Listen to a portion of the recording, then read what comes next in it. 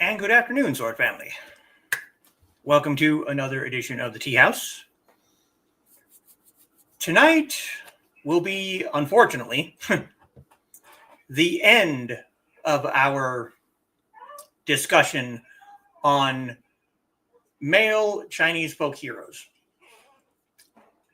Now, there is one more Saturday this month, but I will be doing a special Halloween edition of the Teahouse that night. And I've had a idea on what to do that night for a while now. So that's what will be going on next Saturday. We will no longer be discussing male Chinese folk heroes. However, I am very seriously considering doing something similar for November. Now, excuse me.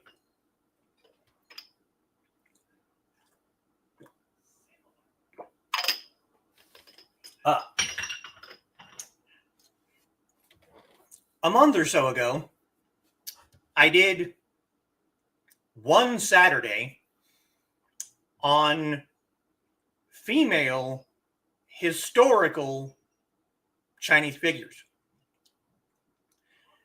And I kind of had to rush through them a little bit to get everyone that I wanted to discuss done in that 1 hour. So, my wonderful, lovely, awesome patrons, what would you think if for the month of November we did 4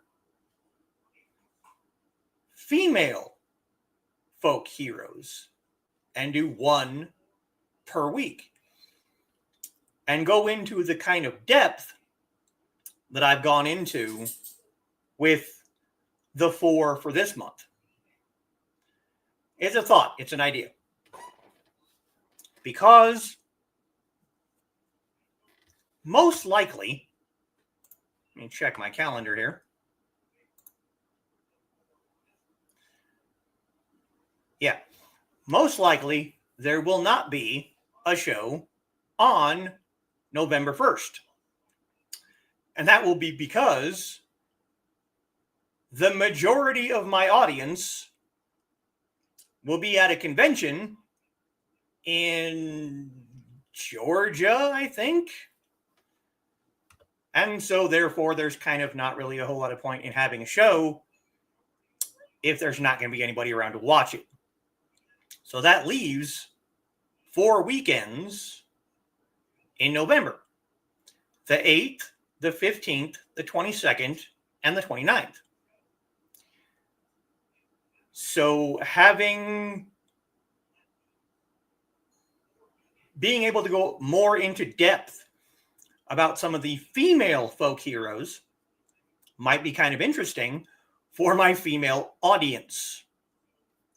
So that's definitely something that I'm considering. And since my patrons are kind of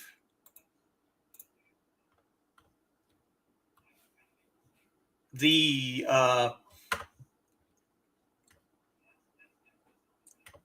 people that I get most of my ideas from, I figure asking them might be a good indication of if there's even interest to do that next month. So there's my co-host. Hi, bud. Yeah, hi, buddy.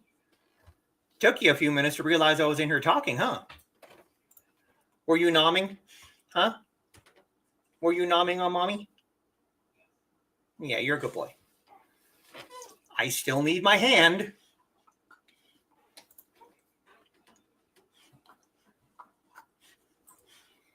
You're not going to let me.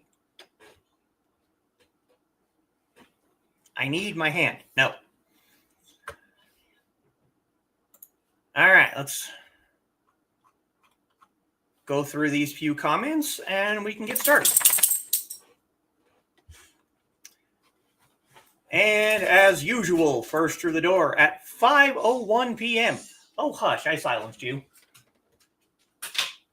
I told you to be quiet.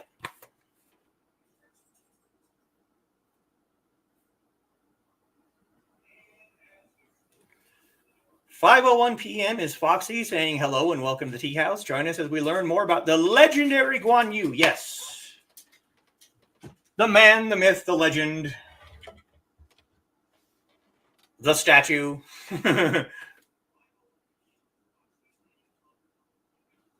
He definitely needs a bath because he's incredibly dusty. I don't know if you can see that at all, but I brought that out just for this show. He's usually my door guardian in my bedroom because I have guardians in most rooms of my house that watch the doors. I have a dragon up on this corner that watches that door. I have a tiger up on that corner that watches the front door. Guān Yǔ sits in the bedroom watching the bedroom door. But for tonight, he's sitting right here.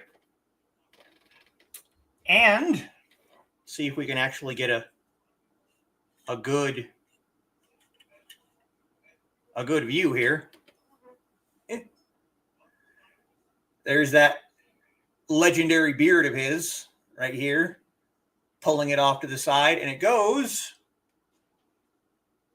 a little bit past his hand. So from there to about there, which on a statue this size, that much of it being beard, I don't know if it's going to focus very good on him, but there we go. That's not a bad, yeah. And he has his Guān Dao, which historians are now saying is not real.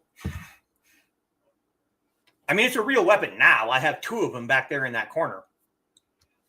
The people that watched my top 10 weapons video has seen one of my Guān Dao, but it's not the weapon he actually wielded. But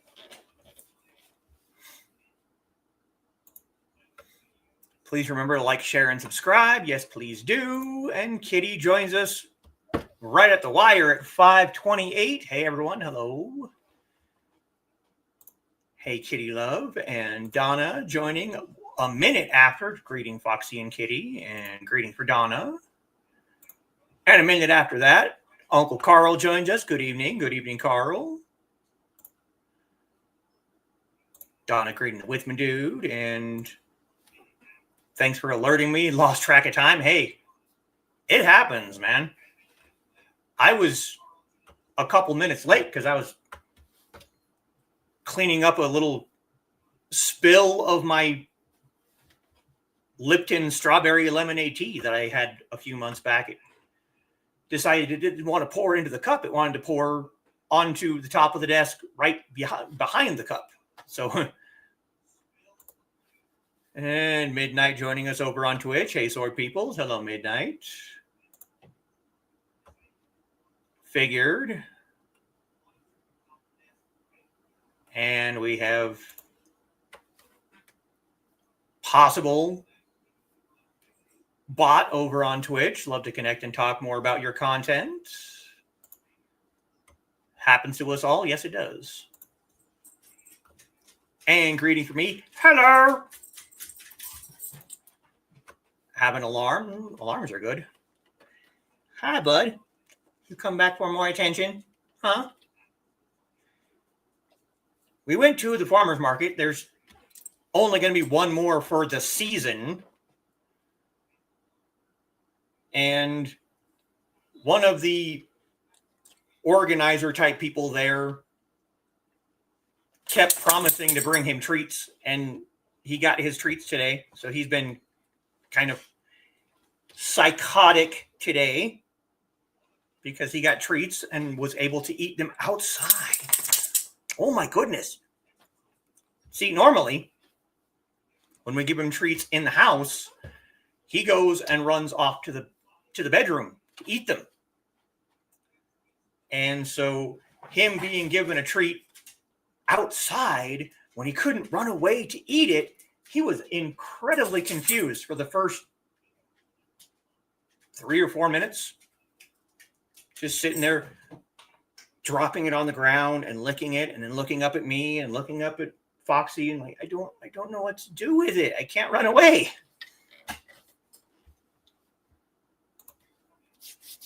Talkie, he is bitey. And Dawn joins us a little bit late, but as I said, I was late as well. Evening, Dawn. And greetings for Dawn, and more greetings for Dawn. And there we have our first patron, female folk hero. Sound good. Okay, so there's one vote. If we don't get any more, then that's what we'll do for November. Yeah. And there's Trey. Hey, y'all. Hello, Trey. Hey, Trey. Glad you survived the dark in the park activities or festivities. Hey, get away from my new shoes. We're not playing that game. No. More greeting for Trey. Canceled tonight due to weather, so I took a nap today. So did Wade. So it's all good. Too bad about the weather. Yeah. At least you were doing something, Greetings for the pupper.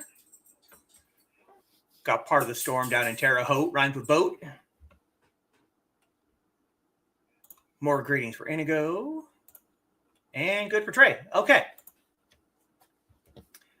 So.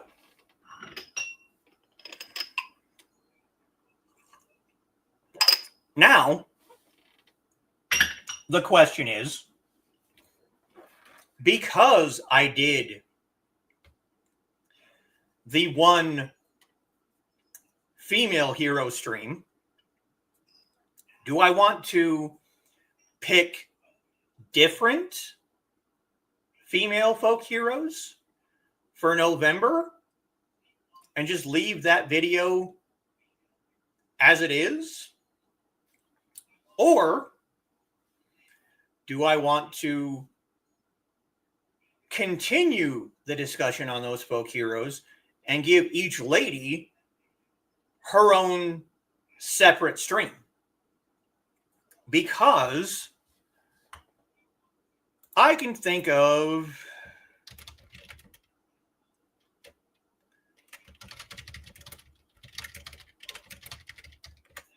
just a quick Google search just for fun. That's not at all surprising. Not even a little bit. You do a quick Google search for Chinese female folk heroes, and the very, very first number one result is Hua Mulan. But she was discussed in that other video. So, do we want to have a separate stream just for Mulan? Because we don't actually know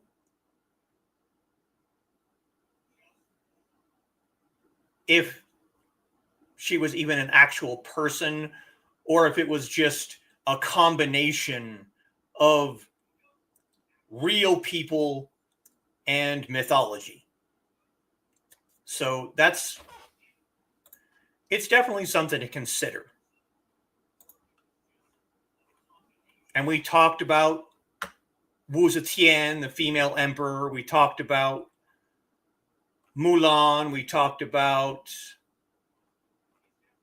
Zheng Yisao, the Chinese pirate queen.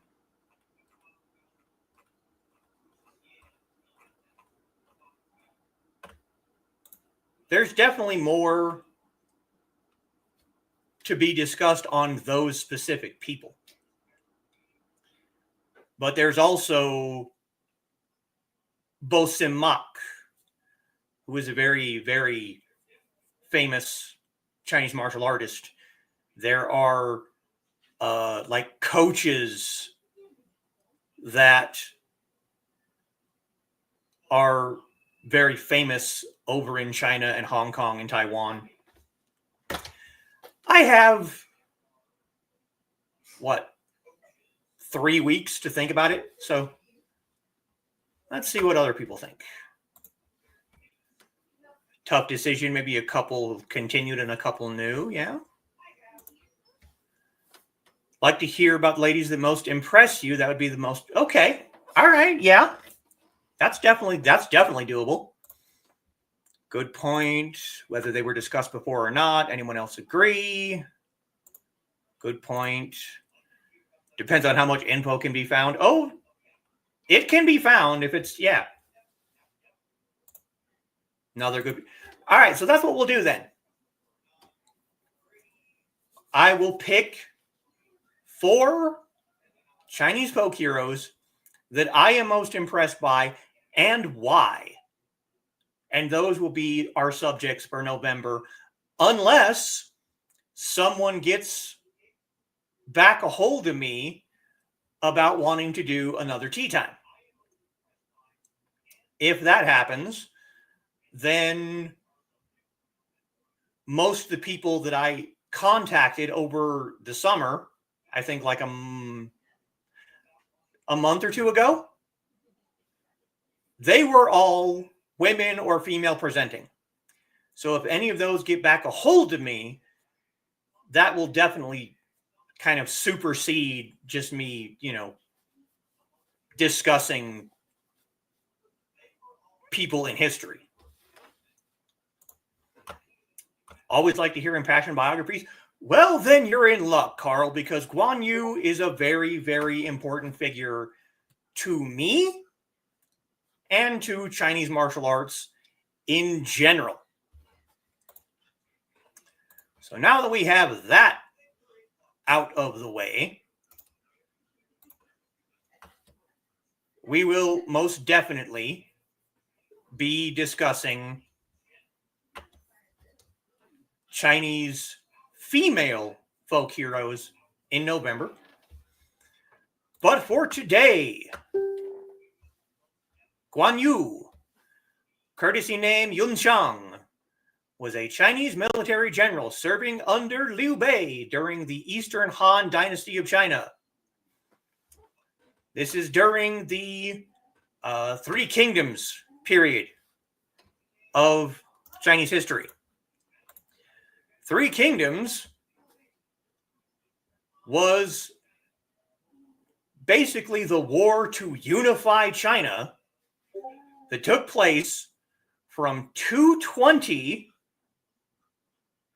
AD to 280 AD. Now, if you remember, the Han Dynasty was from 202 BC to 220 AD. So Three Kingdoms comes right after the end of the Han Dynasty. And Liu Bei was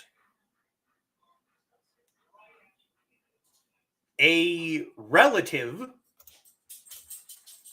of the last Han emperor.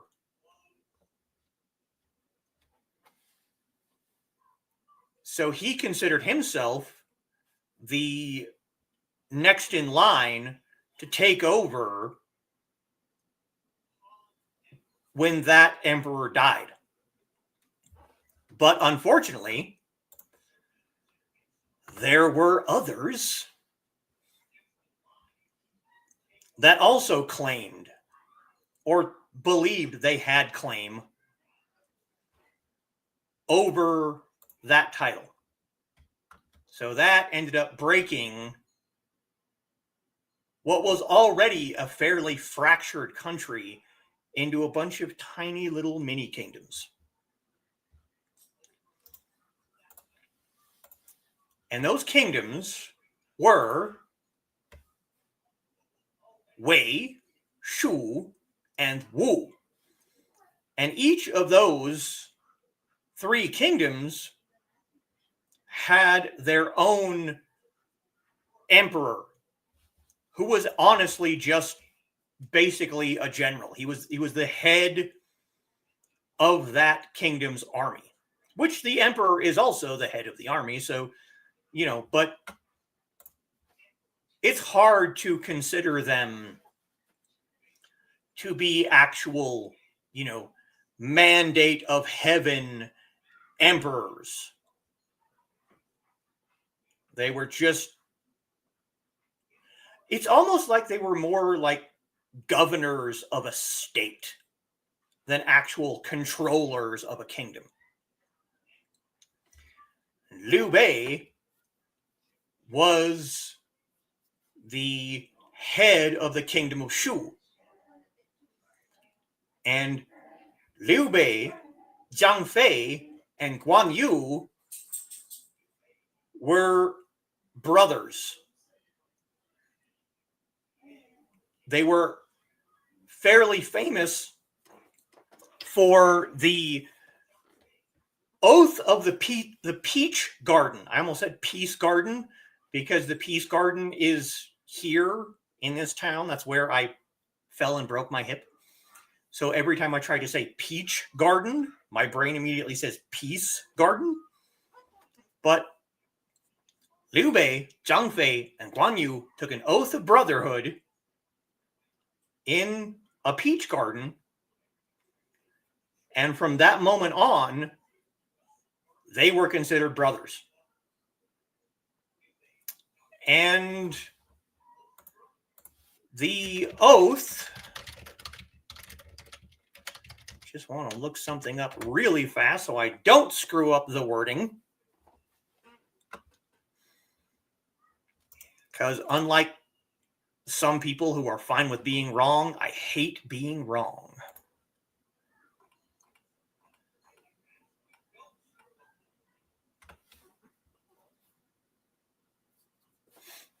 The Peach Garden Oath is Liu Bei, Guān Yǔ, and Zhang Fei. Although the surnames are different, yet we have come together as brothers. From this day forward, we shall join forces for a common purpose, to save the troubled and to aid the endangered. We shall avenge the nation above and pacify the citizenry below. We seek not to be born on the same day, in the same month, and in the same year. We merely hope to die on the same day, in the same month, and in the same year. May the gods of heaven and earth attest to what is in our hearts. If we should ever do anything to betray our brotherhood, may heaven and the people of the earth both strike us dead. So that was supposedly the oath that they took, the oath of brotherhood, basically saying we may not have the same parents, we may not have the same name, but we are brothers. Now, I mentioned before that his courtesy name was Yun Chang. I don't think I've ever really gone into explicit detail on what a courtesy name is. So basically, a courtesy name is the name that is given to you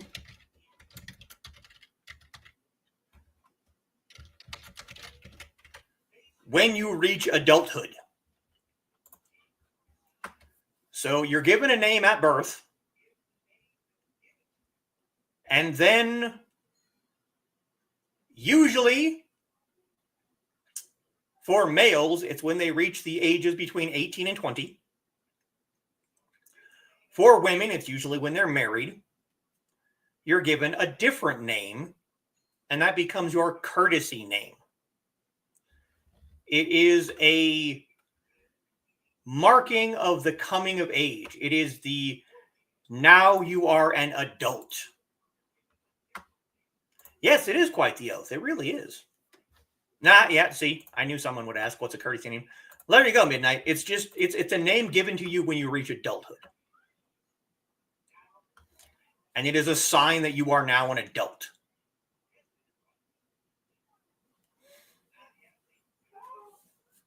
And Guān Yǔ is remembered for his severe, extreme loyalty to his brother Liu Bei. He is also known for repaying Cao Cao, the king of the kingdom of Wei. He is known for repaying Cao Cao's kindness by killing a general of Cao Cao's rival.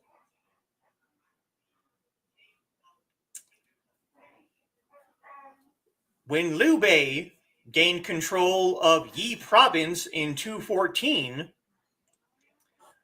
Guān Yǔ remained in Jing province as a governor for the next 7 years.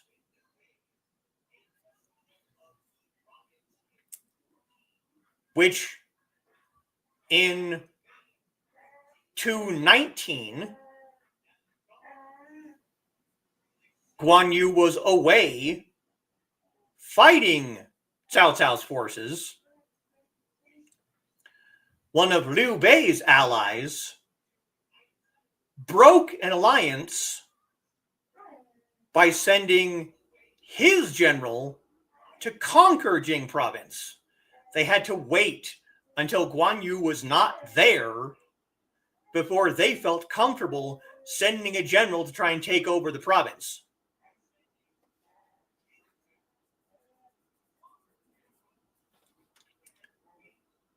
By the time that Guān Yǔ learned that Jing province fell, he tried to return to Jing province, but it was too late, and he was captured and executed in what is now Nanjiang County, I think. Yeah, I believe it was Nanjiang County. Oh, hey, Dan. Good evening. Sorry I'm late. Don't worry about it. Don't worry about it. Yeah. You're fine. You're absolutely fine.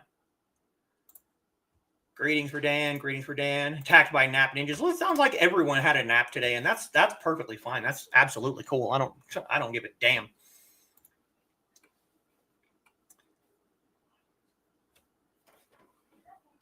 Guān Yǔ's life and his achievements were so glorified that after his death in the Sui dynasty, which is from 581 to 618 AD,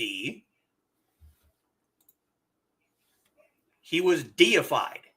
He achieved godhood by the Sui dynasty.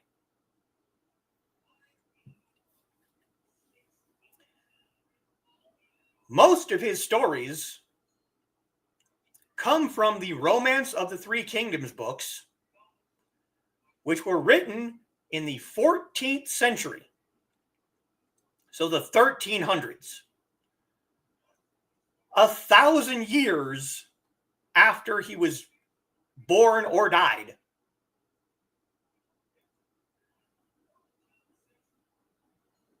People wrote Romance of the Three Kingdoms, told the stories of Guān Yǔ and Sun Quan, Zhang Fei, Liu Bei, Cao Cao. There's a whole damn video game series series about the Three Kingdoms period. There are, hold on, I actually have to look this up because I don't know for sure. I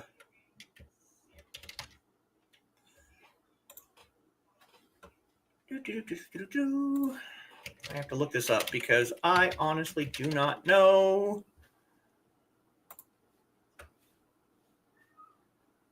How many games are in the series? Because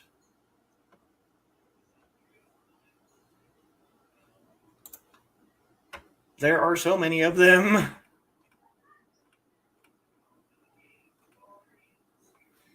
One, two, three, 4, 5, 6, 7, 8, 9, 10. That's just because I know there's more than that. 11, 12, 13, 14, 15. Plus empires. Yeah, I don't even.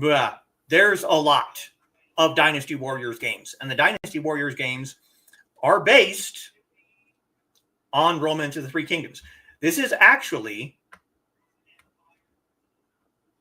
how I first found out about Guān Yǔ, is because of the Dynasty Warriors games.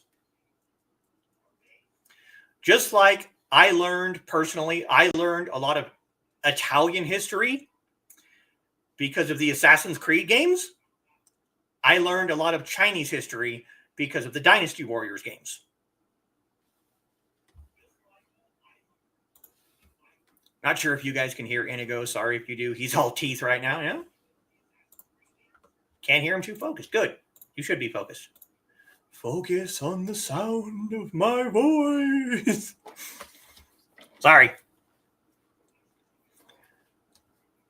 Every time that I played Dynasty Warriors, I played as all three kingdoms because, as I've mentioned a billion times now, I have a completionist streak when it comes to video games. I have to play every single storyline that's possible.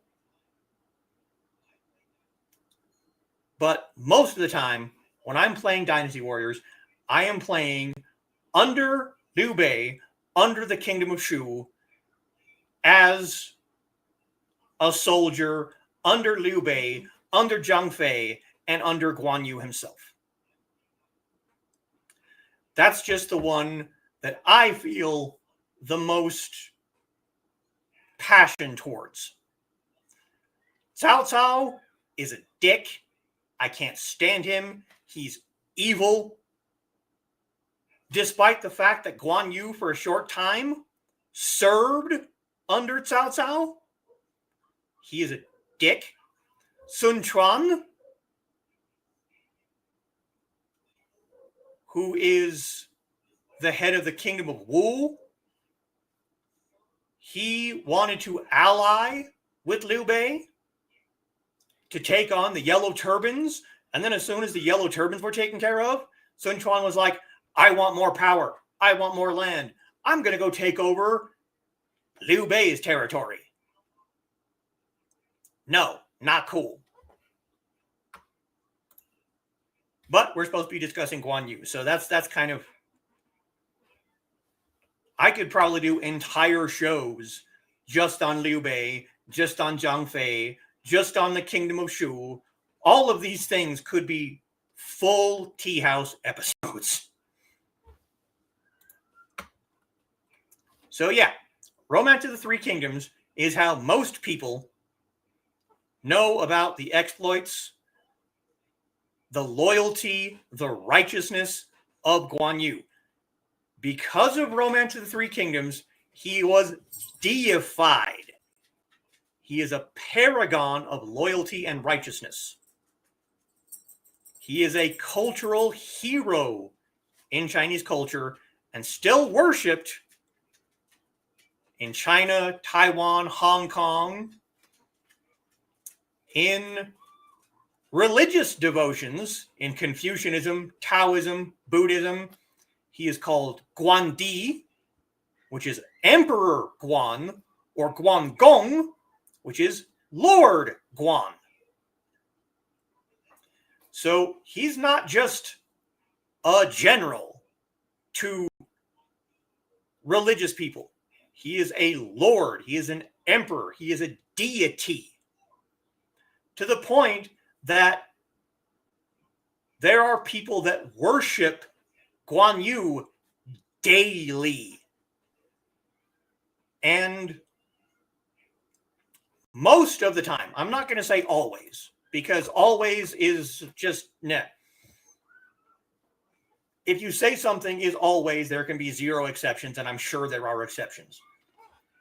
But if you walk in to a Chinese shop, a restaurant, a hairdresser, there are temples, there are martial arts schools, you will probably find a shrine to Guān Yǔ.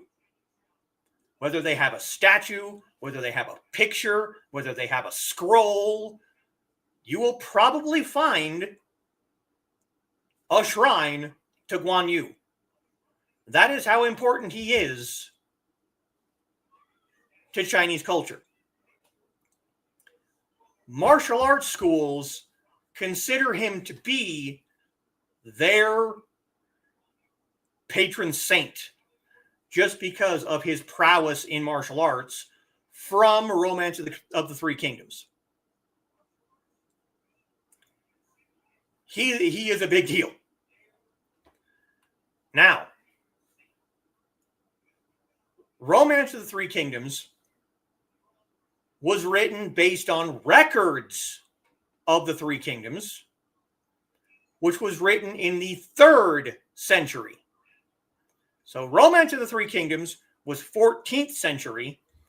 Records of the Three Kingdoms was in the 3rd century.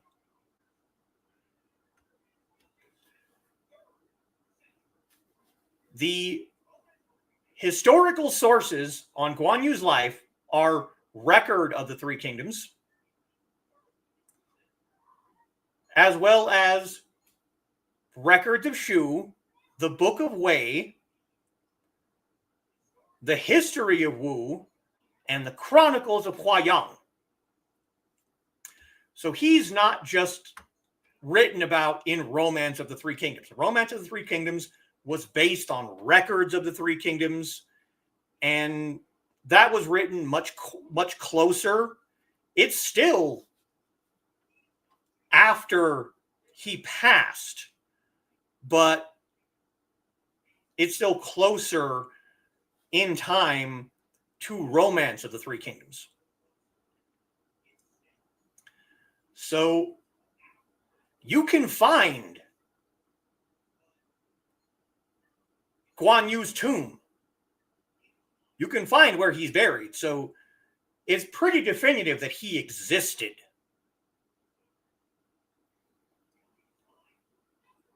Now, the stories about what he did, are those true?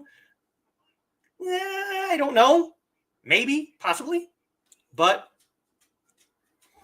he definitely existed as a person, as a historical figure, and as a general.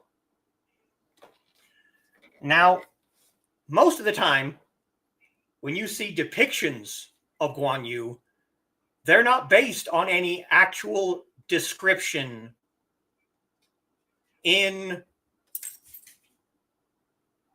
any books. No one actually knows what Guān Yǔ looked like. The only thing that is actually recorded is the beard. Record of the Three Kingdoms, Zhuge Liang, which Zhuge Liang was a strategist for the Kingdom of Shu, Zhuge Liang described Guān Yǔ as having a peerless beard. That's the only thing that you actually get for a description of Guān Yǔ. But most of the time, when you see pictures, he has a red face and a long, luscious beard. I have, if I can get it out without knocking things over, I got this from one of our local shops. Which this just goes to show you how much I personally revere Guān Yǔ. I have a statue, and I have this. A Peking opera mask based on Guān Yǔ. I got this from one of our local kind of secondhand stores. Unfortunately, it's run by the Mormon Church, which I hate giving money to the Mormon Church, but I've had this thing for years. It sits on my desk. Hey, Joe. And lots of greetings for Joe, because Joe is awesome. Joe is the captain of our ship. Beard legend. Yes, he is. That's the only description you have. And even here, you can see the beard. It stops, but that's not. I mean, if the beard was as long as it was supposed to be, it wouldn't fit in the box. It would be way too long to actually fit in that box. Let me see if I can. I'm sure I can find a picture of our buddy Guān Yǔ with the red face. And that one's not bad, I guess.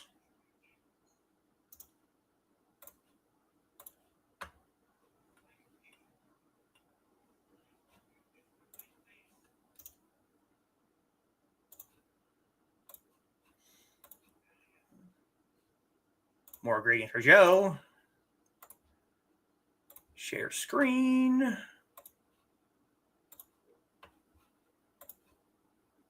All right, let's throw this up here. There is... The face isn't exactly like bright red as it is in some pictures, but you can see the red tint to his face. And you can see the beard. And a sword, but that's neither here nor there. Now, the red face might come from a description of him in Romance of the Three Kingdoms,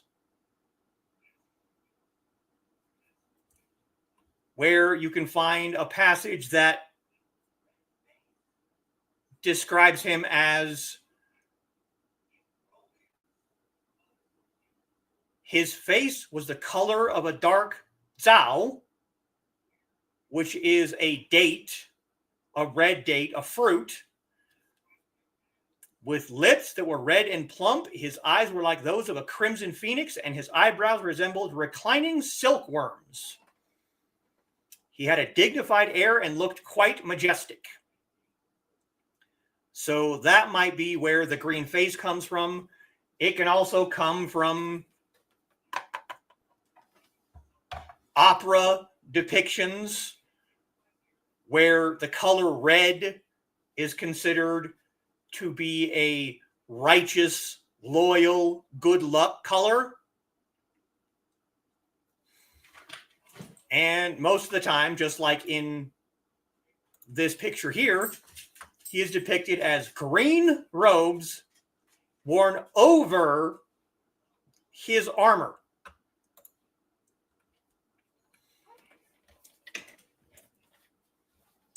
Now, Guān Yǔ was from Xie County, which is in present-day Yuncheng. He was very studious and was very interested in history, including the Commentary of Zhuo, which is a ancient Chinese historical narrative. He fled from his hometown. We don't know why, but he went to Zhuo. And when the Yellow Turban Rebellion broke out in the 180s, Guān Yǔ and Zhang Fei joined the volunteer militia of Liu Bei, and they assisted Zhou Jing in suppressing the Yellow Turban Rebellion. Guān Yǔ and Jiang Fei were known as the strong men, and Liu Bei was kind of the brains, and Guān Yǔ and Jiang Fei were the brawn. So them being the strong men made them very talented fighters. And Jiang Fei was also depicted with a beard. I need to go back to my Google image search for just a second because, yes. Open our image again.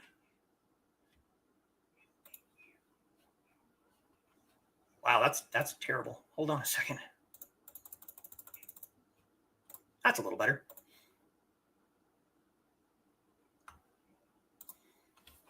Love romance descriptions. They're so inventive. Yeah.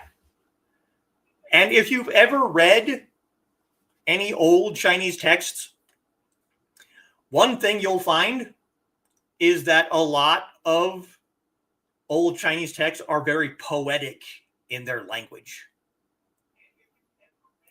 They will be describing people based on fruit and flowers and weather events. It's definitely something that is incredibly romantic. Now let's share this one, because I love this picture. This is, now you can really see the red face. Liu Bei, Guān Yǔ, Jiang Fei. Beard, beard, beard. These are the three brothers of the Peach Garden Oath.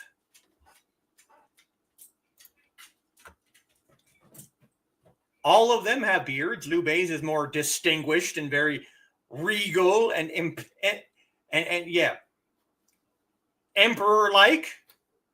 Guān Yǔ's is very long and luscious, and Jiang Fei's is very wild. Nothing says don't mess with me like a good beard. You're not wrong. You're very much not wrong.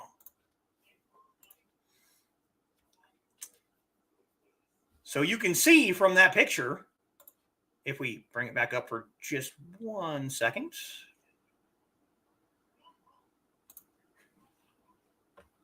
Very, very muscular Jiang Fei.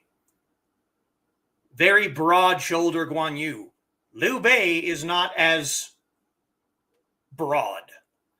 So that's why these two were considered the strong men.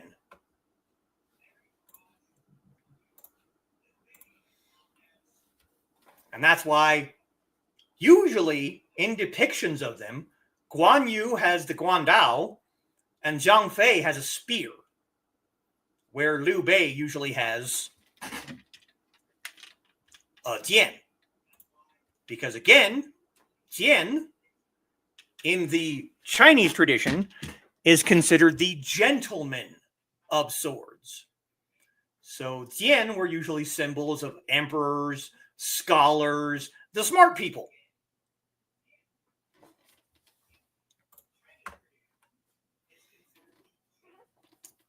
When Liu Bei was appointed as minister, Guān Yǔ and Jiang Fei were appointed as majors, each commanding a detachment of soldiers under Liu Bei.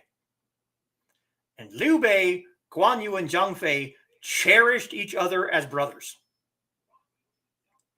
To the point where they shared the same room, slept on the same mat, and ate from the same pot. Anytime there were large crowds of people around Liu Bei, Jiang Fei and Guān Yǔ were right there. They were always right beside him. If he was in a meeting, they were right there. Whether Liu Bei was standing or sitting, on either side of him were Guān Yǔ and Jiang Fei every time. They followed him on most of his exploits, and they were always ready to face any danger for their brother. And their military prowess, they were called the enemy of 10,000 men. So you can very easily see why Guān Yǔ is considered a patron saint of martial arts, just because of all this stuff. Now, as a general, as head of a command, Guān Yǔ was noted for his kindness towards his soldiers and his fealty to Liu Bei. But he had no respect for the gentry and treated them without courtesy.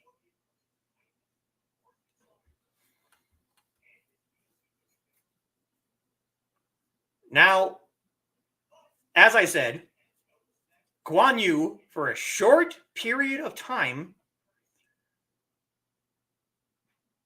was under the command of Cao Cao. Liu Bei and his men followed Cao Cao back to the capital of Shu after their victory over Lu Bu in 198. In 199, Liu Bei and his followers escaped from Shu under the pretext of helping Cao Cao lead an army to attack Yuanshu.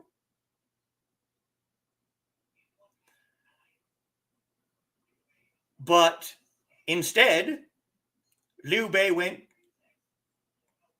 and killed a provincial governor and took over the province. Almost said promise. He moved to Xiaopei and left Guān Yǔ in charge of the provincial capital.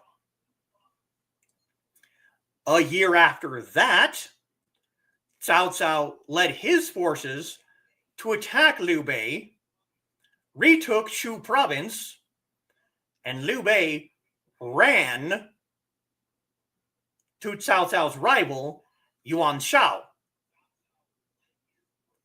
And Guān Yǔ was captured and brought back to Shu. And instead of treating Guān Yǔ harshly, Cao Cao treated him respectfully and asked for Guān Yǔ, to be appointed as a lieutenant general under him, and was granted. So Guān Yǔ was a prisoner general, if you want to look at it that way. Liu Bei ran. Guān Yǔ was captured. But instead of being treated like a prisoner, he was appointed a lieutenant general. Now, did this happen because Cao Cao respected Guān Yǔ? Or did this happen because Cao Cao realized that having Guān Yǔ as one of his generals would be a gigantic boon for his army? That's what I think.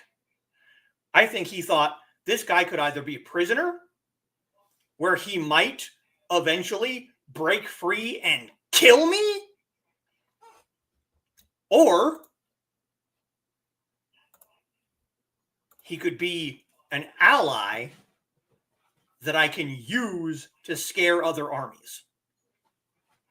That's what I think happened.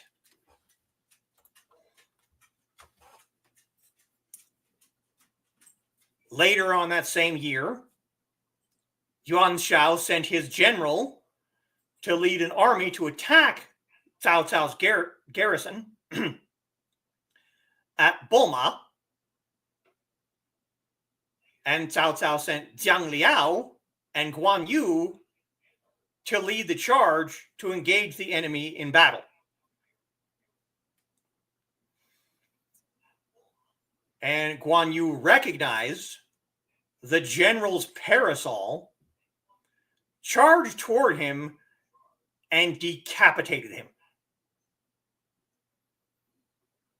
Just done. And he returned with the general's head to Cao Cao's command.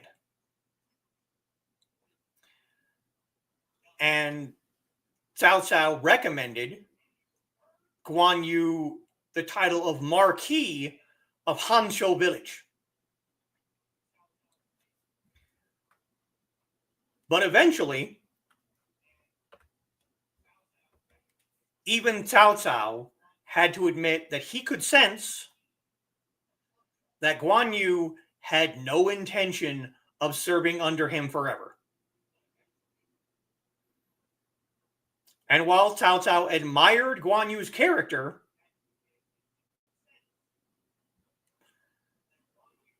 he realized he had to let Guān Yǔ go. So Cao Cao sent his advisor, Jiang Liao, to ask what he wanted. And Guān Yǔ basically said,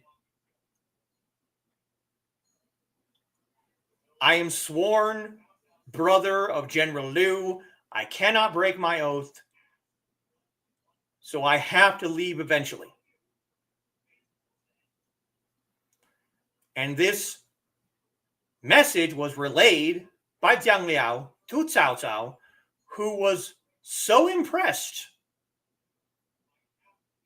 that he just let him go. Now, different stories have different versions of this account. In one version, Jiang Liao did not know whether or not he wanted to send the message, because he believed if he sent the message, Cao Cao might execute Guān Yǔ. But if he didn't deliver the message, he'd be failing in his service.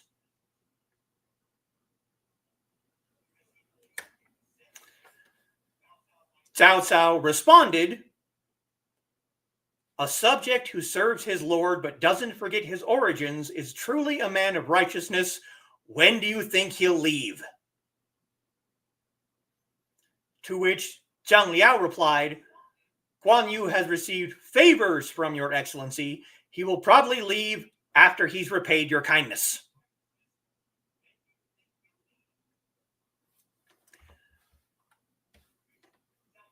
But after Guān Yǔ took the head of Yan Liang, Cao Cao figured, hey, this is repayment. So here's a whole bunch of stuff. And Guān Yǔ sealed up all the gifts, wrote a letter, and rode off to find Liu Bei.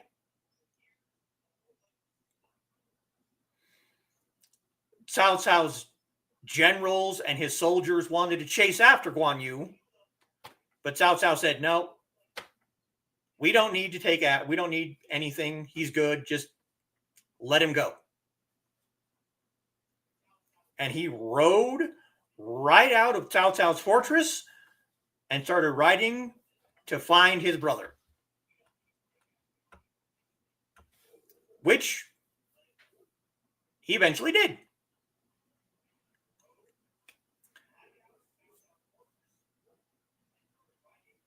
They came back together, and they ended up taking part in the Battle of Red Cliff, which I already spoke about, where Guān Yǔ's legendary status just grew more out of that battle. Then, between 212 and 214, Liu Bei started his campaign to seize control of Yi province to try and get more territory for the kingdom of Shu, which put Liu Bei, and by extension, Guān Yǔ, in conflict with Sun Quan, because Sun Quan had control over Jing province, but Liu Bei had borrowed Jing province for the purpose of a temporary base when he got a new base. So after Liu Bei seized control of Yi province, Sun Quan wanted Liu Bei to return Jing province, but Liu Bei refused. So Sun Quan sent his general to seize the province, and in response, Liu Bei sent Guān Yǔ to stop the general.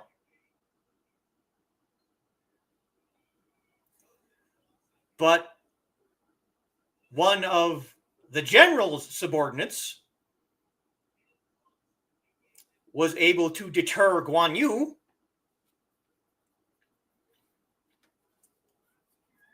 where a shallow river was given the name Guān Yǔ Shallows, and Guān Yǔ was later invited to attend a meeting to settle the dispute.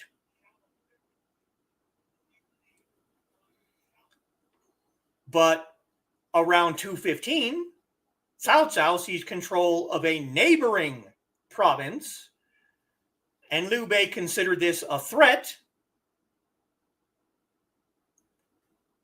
So he agreed to divide Jing province between him and Sun Quan, creating the Sun Li. Oh, geez, what's the word?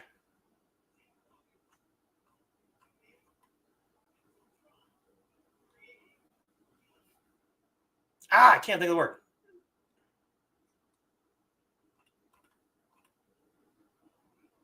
It doesn't matter. Doesn't matter. Because we're already over the hour and we still have more to go over.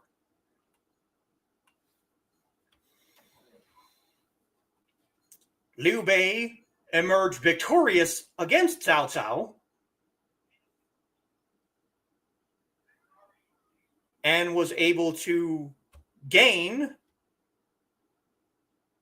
more territory. And he appointed Guān Yǔ as general of the vanguard and gave him a ceremonial axe. Same year, Guān Yǔ led his forces to attack Cao Cao's son, Cao Ren,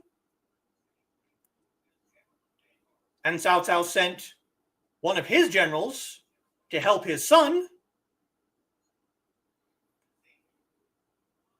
But it was autumn in this period, and there was heavy rain, so the river overflooded, and the flood destroyed the general's armies. But Guān Yǔ had prepared his navy to advance during the flood, and the general surrendered to Guān Yǔ.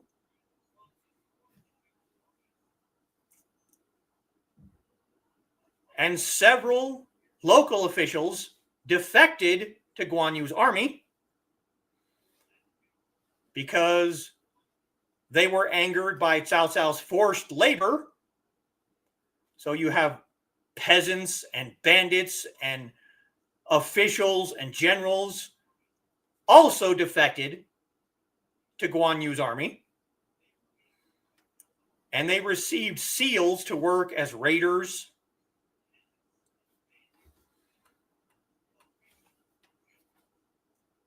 But Liu Bei was now on Sun Quan's bad side because of their previous altercations. And different officials were telling Liu Bei that Sun Quan was getting restless after hearing all of Guān Yǔ's victories. And they suggested Cao Cao and Sun Quan would ally and fight against Guān Yǔ. And that kind of led to the Sun and Liu group splitting apart. Sun Quan tried to propose a marriage between his son and Guān Yǔ's daughter. Guān Yǔ said, He said no, but he also humiliated the messenger. So Sun Quan was even more angry at this.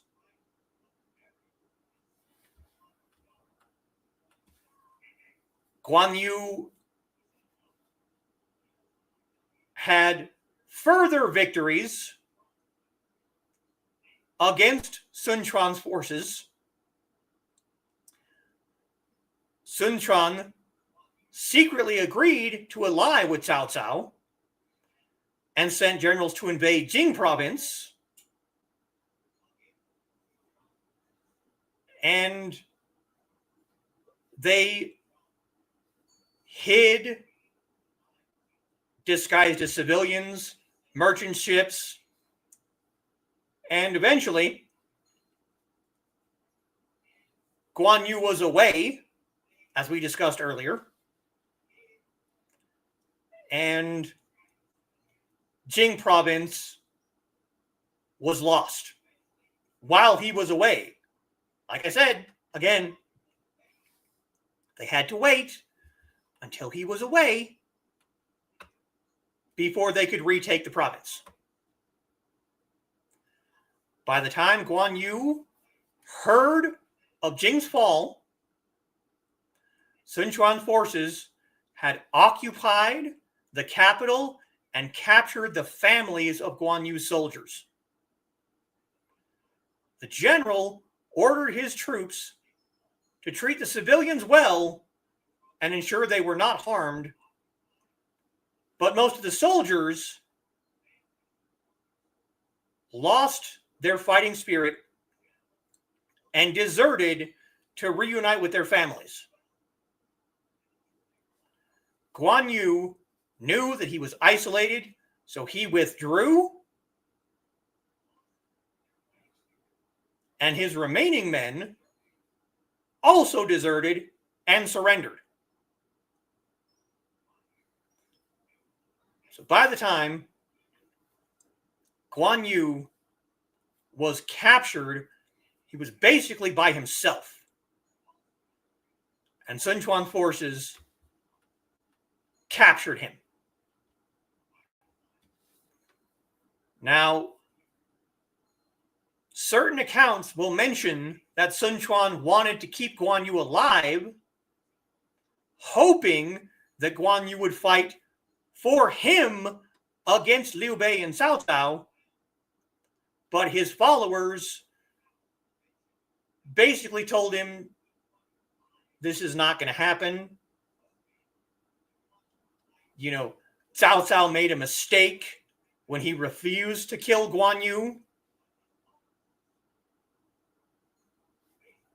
And this convinced Sun Quan to order Guān Yǔ's execution. That was the end of Guān Yǔ. Sun Quan sent Guān Yǔ's head back to Cao Cao, who arranged for a noble's funeral for Guān Yǔ and had his head properly buried with full honors. And in 260, Liu Xian granted Guān Yǔ the posthumous title of Marquis Zhuangmo.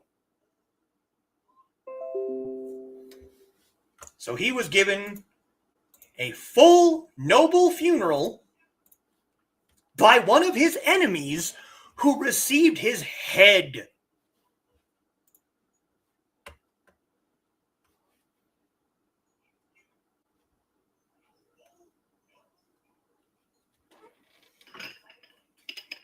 This man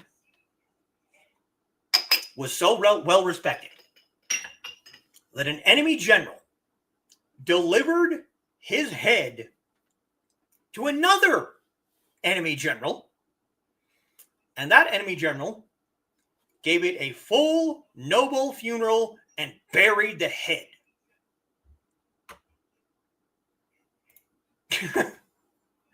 No, Dave, I'm not John Wick. I've never killed anyone with a pencil, but I appreciate it. Greetings for Dave. Greetings for Samurai Carl. More greetings. Empress Foxy. Well, history, yes. Sits down and enjoys tea. That's the idea.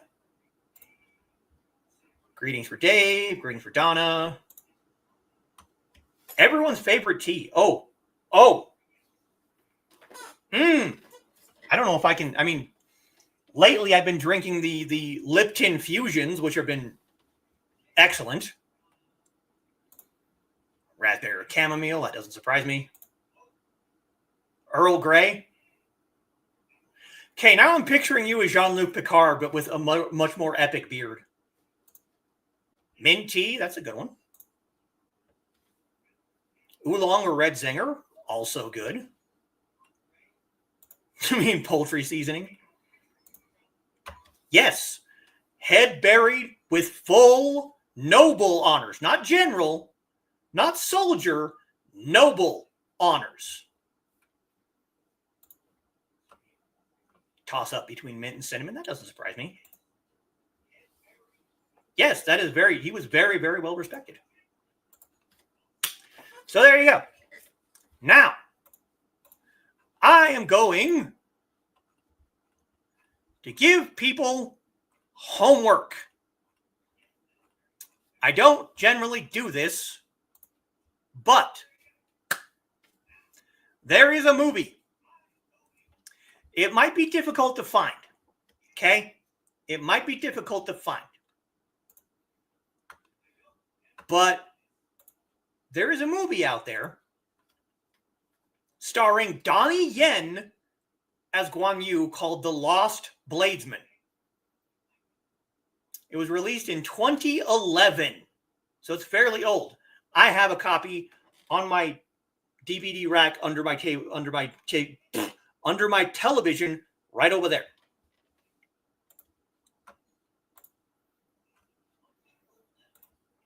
I want you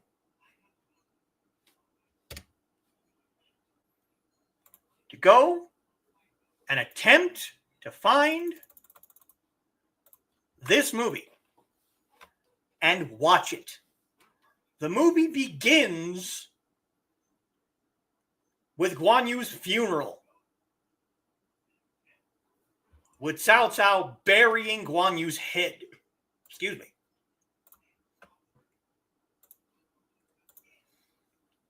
Now, Donnie Yen is not a big guy,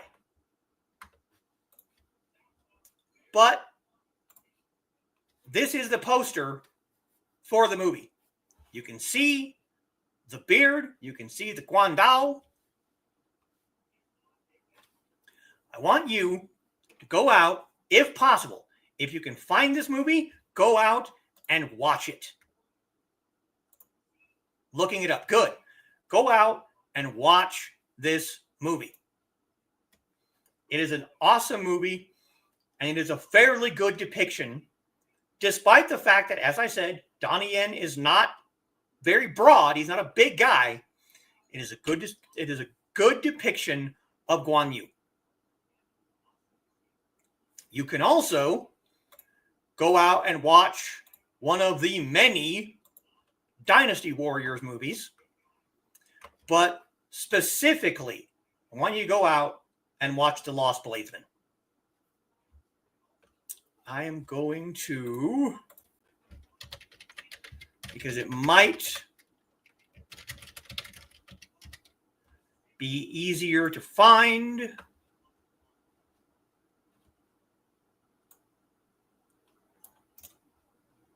Going to throw this in the chat.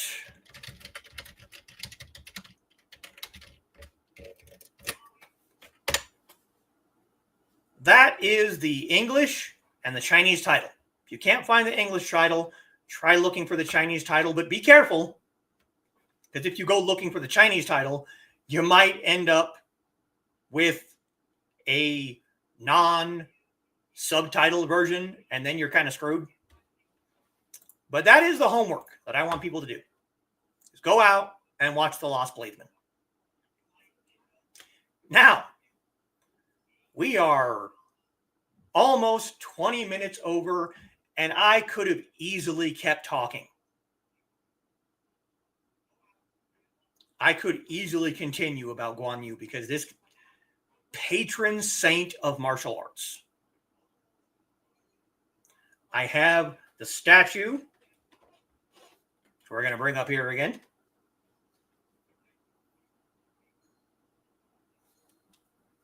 He has a Chinese coin for luck that sits right there on the base. I have the mask. I have the picture that I used for the thumbnail on this video. Him riding the motorcycle. Yeah, I've had that picture for years.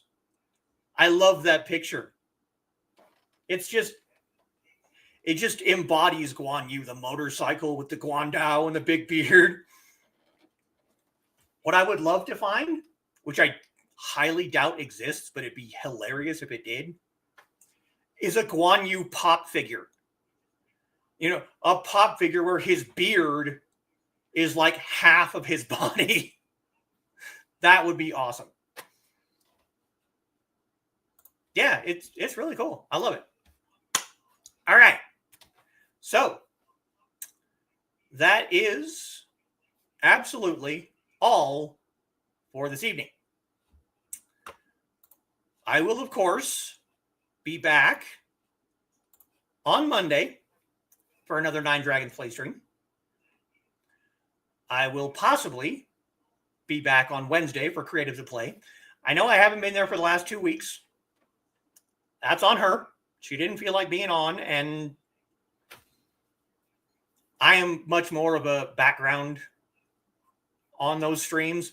She is the much more creative person. Yes, there are things that I make. I actually have an idea for something in my head right now, but it's an idea right now. Lots of great info. Thank you, Don. So I will be back on Monday. I might be back on Wednesday. If not, I will be back right here next Saturday for the special Halloween edition of the Teahouse. Thank you all for coming. Thank everyone for commenting. Thank the people who will be watching this in the future. Hope Foxy's feeling better. She's a little bit, yeah, still fighting with the hip, but that'll probably go for a while. Good night from Dan. Good night from Donna. Night from Carl. A special thank you has to go out to my patrons: Carl Witzman, Dan Hollifield, Rich Asplin Jr., and Joe and Shalana Bachman. Thank you all. You guys are awesome. I might eventually be able to take some of the funds I get from my Patreon and get something that I will be able to unbox, review, and use for this channel. Until then, good night, everyone. Good show. Great show. Thank you, Trey. Thank you all. And 再见。